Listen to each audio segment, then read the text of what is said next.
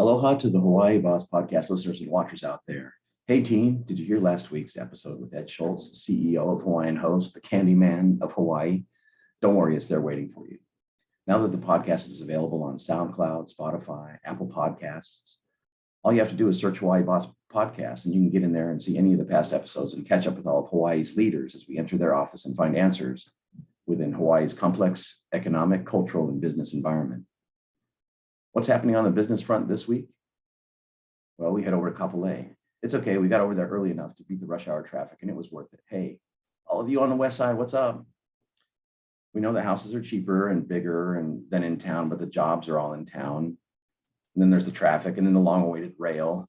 We know there's some challenges with living out there. However, with a little closer inspection, the west side has so much to offer for those of us who live and work in Oahu. So let's dig in. We had a chance to visit with Ms. Karen Polk, the executive director of the Kapolei Chamber of Commerce. This was really a great opportunity for me to talk to someone who knows this side of the island very well.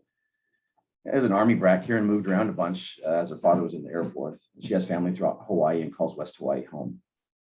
Since 2015, she has served as the executive director of the Kapolei Chamber of Commerce, working on behalf of members and the entire business community to improve the regional and state economic climate and help Kapolei businesses out there. She spent the last 15 years of her career in West Oahu's landscape, creating relationships, connecting. I would say she's a connector in chief. She seems very talented and very skilled at it. We learn a little bit about networking. We learn a little bit about some of the plans that they're doing and trying to bring some money and infrastructure over there to the west side. If there's anyone who's going to be able to do it, it's Karen. So let's hear from her.